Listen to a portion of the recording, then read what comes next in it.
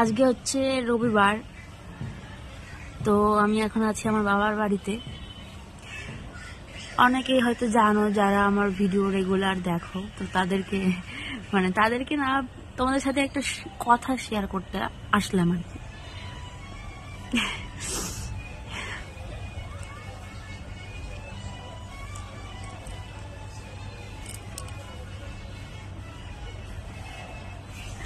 আমি বাড়িতে এসেছি আজকে 9 দিন হলো। আজকে দিয়ে 10 দিন, আজকে যেহেতু থাকবো না তাই 9 দিনই ধরছি আর কি।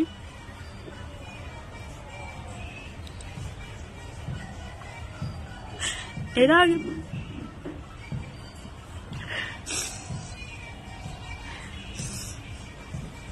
আগে এসেও আমি অনেকদিন থেকেছি। আমার হাইয়েস্ট 1 মাস থাকা হয়নি কখনো, কারণ আমার জন্য আমার শ্বশুর বাড়িতে সবাই আমাকে খুব ভালোবাসে, কিন্তু আমি আমার এটা বলবে অনেকে বেশি রকম আদিক্ষেতা বলতে পারো, কিন্তু না, এটা আদিক্ষেতা না। আমি আমার হাজবেন্ডকে ছাড়া থাকতে পারি না, আর ও আমাকে ছাড়া থাকতে পারে না, রাতে ঘুম আসে না আর কি। তো আর এখন এমন একটা সময়ের মধ্যে দিয়ে যাচ্ছি যে শরীর ভালো থাকে না কোনো সময়। তো আজকে বললাম যে আজকে হচ্ছে 10 দিন, তো 10 দিন হলো বাবার বাড়িতে এসেছি। এর থেকে অনেক বেশিও থেকেছি, 15-20 দিন থেকেছি, কিন্তু হয়তো 1 মাসখানিক কখনো থেকে ওঠা হয়নি। তো তার কারণ বললাম, তো আমার হাজবেন্ডের জন্য আজকে হচ্ছে বাড়ি যাবো, শ্বশুর বাড়িতে যাব। কারণটা হচ্ছে আমার আর এখানে থাকতে ইচ্ছা করছে না। অনেকে বলতে পারো যে বাবার বাড়িতে হয়তো কোনো ঝামেলা বা মা বাবা কোনো কটু কথা বা কোনো কিছু হয়েছে জন্য এরকম হচ্ছে। একদমই না, বাবা মা একদম যেতে দিতে চাইছে না, আর শরীরটাও অতটা ভালো না। কিন্তু কি বলতো, আমার কেন যেন মন টানছে, আমার ওটাই মনে হচ্ছে যেন নিজের আসল বাড়ি এরকম একটা। আমার এখানে আর থাকতে পারছি না, খুব দম বন্ধ হয়ে আসছে, মনে হচ্ছে বাড়ি যাই খুব তাড়াতাড়ি। তো চান করে এসছি, চান দান করে আসার পরে মা ভাত বেড়ে দিল, ভাত খেয়ে নিলাম। এখন দেখো সিঁদুরটা পরা হয়নি, মাথা আঁচড়ানো হয়নি, তাই ভাবছিলাম যে খুব ভেতর থেকে প্রচন্ড ভেতর থেকে না এতটা কষ্ট কখনো হয়নি এই পর্যন্ত। বাবার বাড়ি থেকে গেছি শ্বশুর বাড়িতে কখনো এতটা কষ্ট হয়নি। এইবার যতটা কষ্ট হচ্ছে প্রচন্ড ভাবে ভেতর থেকে।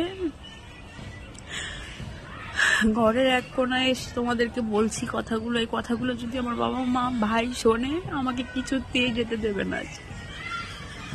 কিন্তু কি বলবো, তাদের সামনে আমার কান্না চলে আসছে।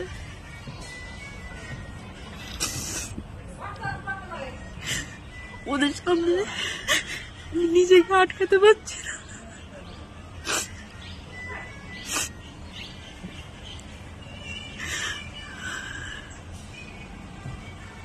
আমার হাজবেন্ড, ওকে ফোন করেছিলাম, তো বলছে থেকে আসো আর কদিন। আমার শাশুড়িও বলছে কদিন থেকে আসো। আমি কি বলবো, বোঝাতে পারছি না কাউকে যে আমার এখানে আর থাকতে পারছি না, বাড়ি যেতে ইচ্ছা করছে খুব। একটা রুটিনের মধ্যে থাকলে পারে না মানুষজন একটু ভালো থাকে, মন মেজাজ ভালো থাকে। এখানে এসে কিচ্ছু করতে দেয় না, সারাদিন খাওয়া আর ঘুমানো আর বসে থাকা। আমার বাইরেও বেরোতে ইচ্ছা করে না, জানো তো।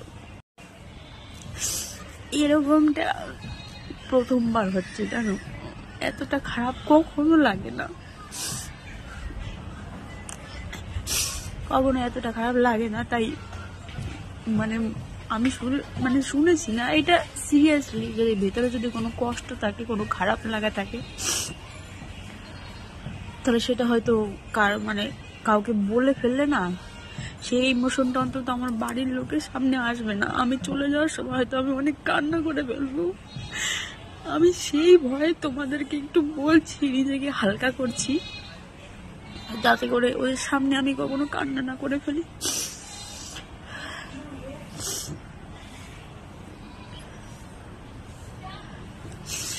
এটুকু বলার ছিল।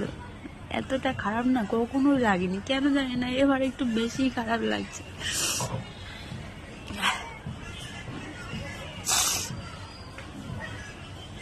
তোমাদেরকে তো সব বলা,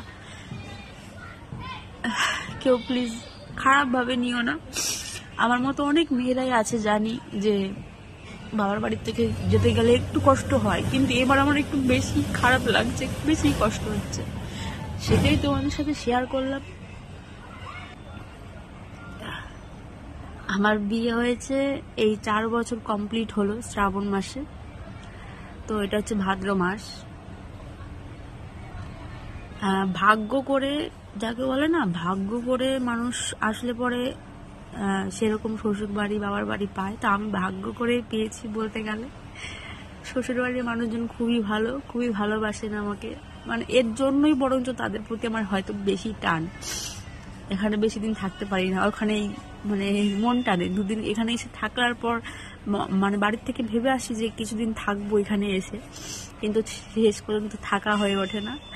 হ্যাঁ, মানে তারা কোনো ইয়ে করে না। আমার শাশুড়ি মা খুবই ভালো মানুষ, তিনি আমাকে বলে যে আজকেও ফোন করে বললো যে আর কদিন থেকে আসো, ওনার ছেলেকে দিয়ে বলিয়েছি আর কদিন থেকে আসুক। কিন্তু না, আমারই আর ভালো লাগছে না, তাদের জন্য আমারই মন কেমন করছে, মনে হচ্ছে বাড়ি যাই। তাদের সাথে একটু মানে তাদের সাথে অনেকদিন দেখা হয় না, কথা হয় না, আমারই কেমন যেন মন ছটফট করছে। তা আমার একটা মনে ভয় ছিল প্রচন্ড, সকাল থেকে মানে নিজের মধ্যে খুব খারাপ লাগছিল, খুব ইমোশনালি হয়ে পড়ছিলাম। আমি ভাবছিলাম যদি আমি যখন বাড়ির থেকে বেরোবো, যখন আমার বাবা আমাকে দিয়ে আসবে শ্বশুর বাড়িতে, তো বেরোনোর সময় হয়তো বা কান্নাকাটি করে ফেলবো, মানে মা বাবা সবাই কষ্ট পাবে, ওদের কষ্ট আমি দিতে চাই না, ওরা হয়তো আমাকে যেতে নাও দিতে পারে। তো তার জন্যই তোমাদের কাছে ভেবেছিলাম যে সবটা যদি বলি তাহলে এদিকে আমার বলাও হয়ে যাবে, ভিডিওটা আমি পোস্ট করি বা না করি সেটা পরের ব্যাপার, কিন্তু আমার বলাও হয়ে যাবে, তারপরে ভেতরের ইমোশনটা সব বেরিয়ে আসবে। হ্যাঁ, তোমাদের কাছে বললে পরে তো আর মানে সেরকমটা হবে না। যদি বাড়ির সামনে যদি এই ইমোশনটা বেরিয়ে যেত, তোমাদের সাথে যে কথাগুলো বললাম, যে ইমোশনটা বেরিয়ে আসলো, তাহলে আমার বাবা মা হয়তো আমাকে যেতে দিত না, তারা আরো কষ্ট পেত, তারাও কান্নাকাটি করতো, এটা আমি দেখে যেতে পারতাম না, জানো। এটা হয়তো কোনো মেয়েই চায় না, তবুও 2-1 সময় বেরিয়ে পড়ে চোখের জল, কান্না বেরিয়ে পড়ে, কিছু করার নেই, এটা স্বাভাবিক, এটা মেয়েদের ধর্ম যাকে বলে। বাবার বাড়ি থেকে যাওয়ার সময় একটু তো কষ্ট হবে, তাই না? তবে এতটা ইমোশনালি আমি হয়তো হয়ে পড়বো না বলেই আমি আগে থেকে তোমাদের সাথে সবটা শেয়ার করলাম। তো এইটুকুই ছিল। সবাই ভালো থেকো, সুস্থ থেকো। আমি জানি আমার এই মন মানসিকতাটার ইয়েটা প্রত্যেকটা মেয়ে বুঝবে, যারা অন্তত বিয়ে করে শ্বশুর বাড়িতে গেছে তারা অন্তত বুঝবে। তো সবাই ভালো থেকো, সুস্থ থেকো, এইটুকুই বলার জন্য, আমার কথাগুলো শোনার জন্য অনেক অনেক ধন্যবাদ। তো সবাই ভালো থেকো, টাটা।